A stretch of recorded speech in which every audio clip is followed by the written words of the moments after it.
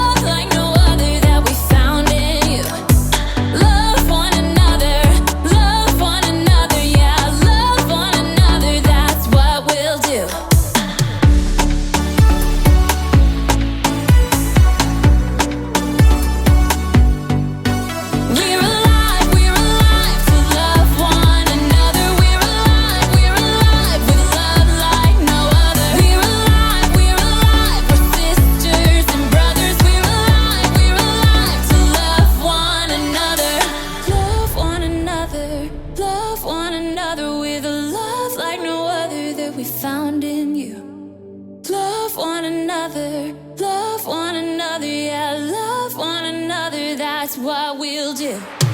Love one another, love one another with a love like no other that we found in you.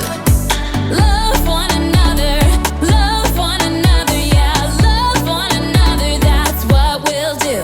We're alive to love one another. We're alive with love like no other. We're alive, we're sisters and brothers. We're alive to love one another.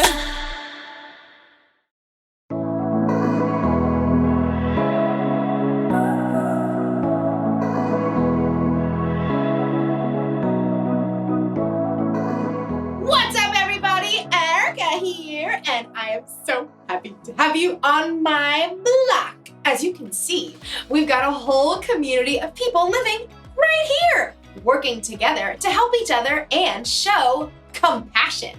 Compassion is caring enough to do something about someone else's need. Every person is made in their own unique way, and every person can use what they have to show compassion. You want to see? They can build things. Ooh, I know. They can fix things and even make people feel safe. Everybody has a part to play. And there are clues, even when you're young, to help you know what your part is. For instance, you might like to help your parents out around the kitchen. Someday you may be a chef. Or maybe you like building things out of Legos. You might grow up to be a construction worker. Oh, these are not toys. What if you really love animals? Oh, how cute! Someday you could be a veterinarian. Oh, even cuter! If you look really close at what you're good at and the gifts you've been given, you might get a glimpse of what you'll be like when you're older. Or, like you'll see in today's story, God can use what you have right now to do something miraculous. I'm not sure what I have to give, but I hope it involves a cute puppy. I'll see you next time. The Bible.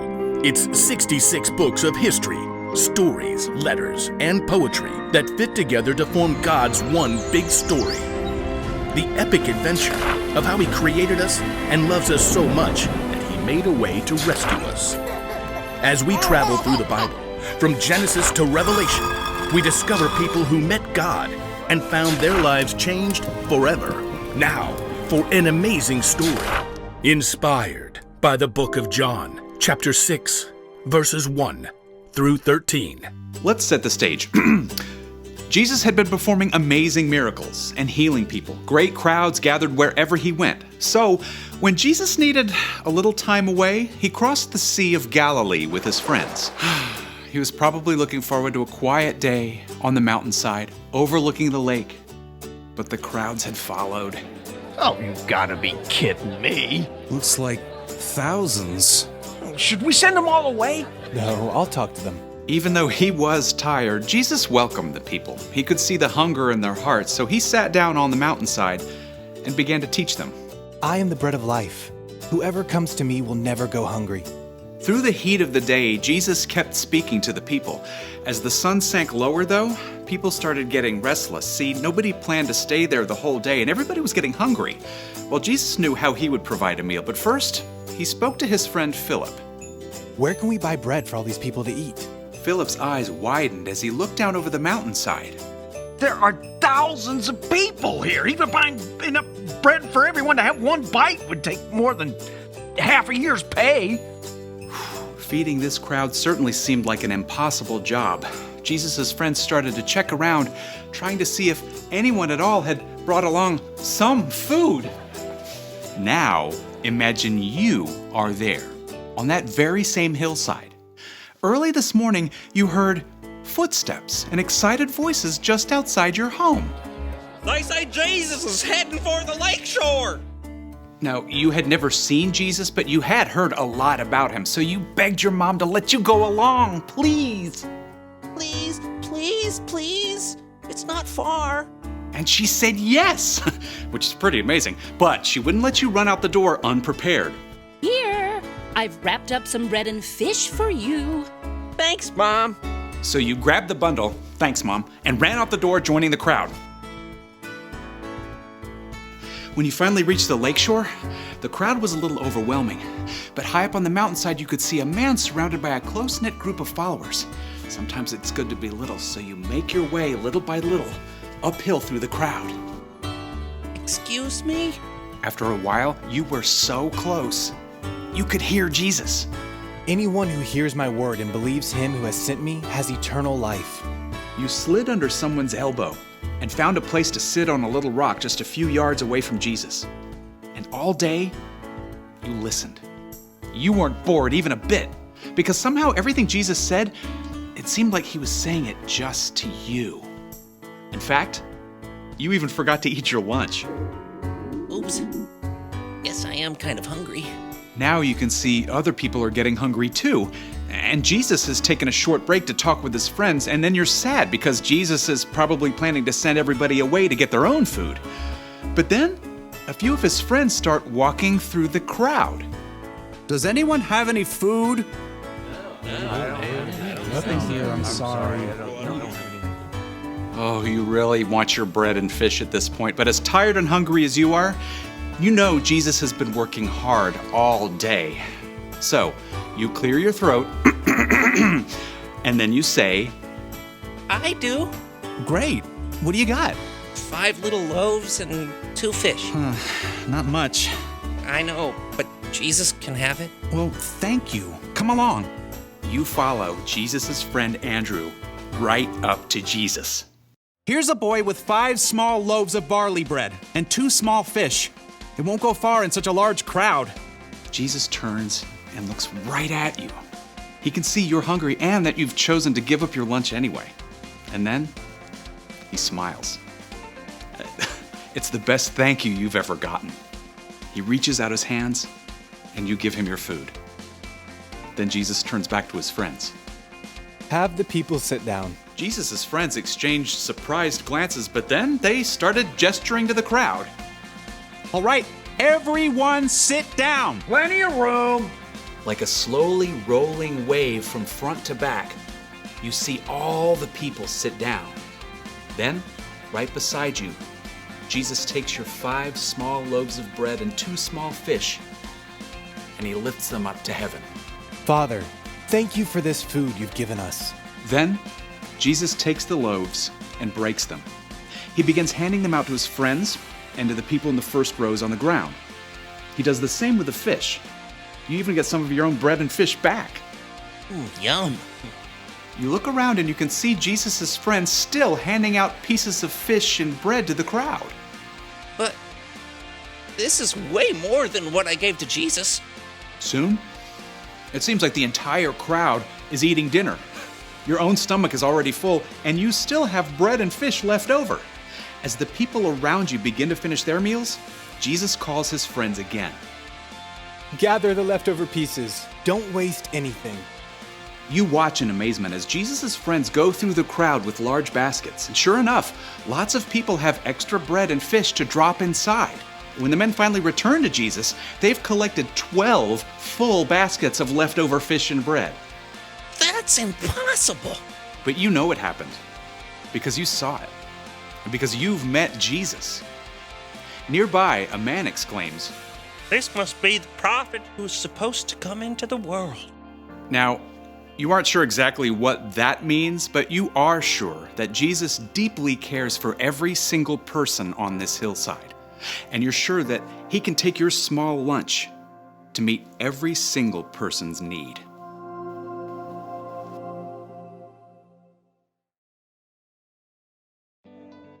When the boys showed up to see Jesus on a mountainside with a crowd of over 5,000 people, it probably never crossed his mind that he could be part of a miracle. All he had to offer was 5 loaves of bread and 2 fish, and God used it to feed everyone. You never know what God's going to do when you use what you have to help others. So, what do you have? Do you like to entertain people? Are you good with animals? Do you like to make things grow? Do you enjoy serving others? Everybody has something they can use to help others. Could be all you need are these, your hands.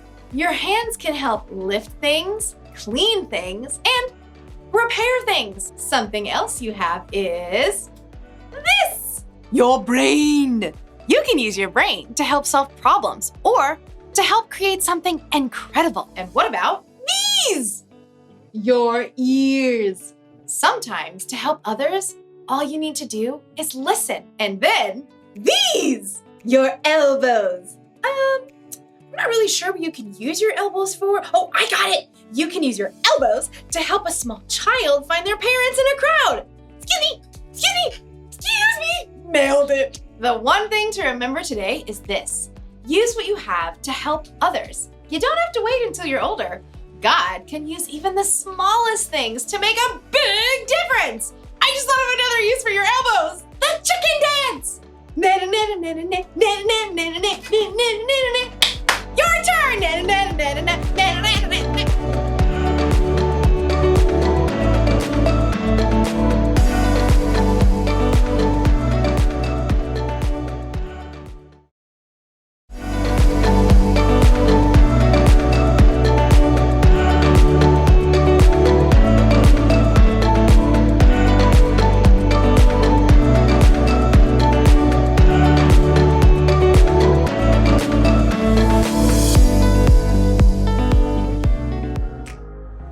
Wow guys, wasn't that such an awesome video?